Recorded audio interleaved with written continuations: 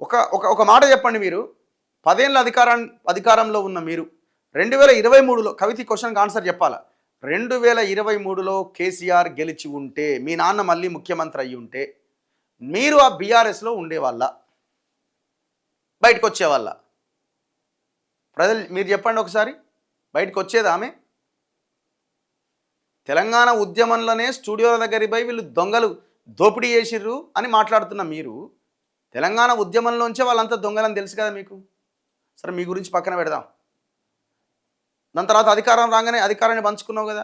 అధికారంలో తప్పులు జరుగుతున్నాయని తెలుసు కదా. ఇప్పుడు చెప్తున్నావు కదా. మేము చెప్పింది ఇప్పుడు మీరు చెప్తున్నారు. అధికారాన్ని దోపిడీ జరుగుతున్నప్పుడే మీరు వాళ్ళతో కలిసి అధికారాన్ని పంచుకున్నారు. మీకు కావాల్సింది మీరు తీసుకున్నారు. 5 ఏళ్ళు గుర్తుకు రాలే సామాజిక తెలంగాణ అయిపోయింది. మళ్ళా గెలిచిండు, మళ్ళా ఆన్నే ఉన్నారు, మళ్ళా దోపిడీనే, మళ్ళీ పదవులు పంచుకున్నారు. ఓడిపోయారు మీరు ఎంపీ 2019లో, అవునా? మళ్ళీ ఎమ్మెల్సీ తీసుకున్నారు. మరి ఇక మళ్ళీ సామాజిక తెలంగాణ ఎక్కడ తినలా? సామాజిక తెలంగాణ ఎక్కడ తినలా? కవితపై తప్పుగా మాట్లాడితే నాలుక చీరేస్తారట. అమ్మని అమ్మ వామ్మో, అందరు నాలుకలు జాగ్రత్తగా పెట్టుకోరా బాబు, నాలుకలు చీరుతారట.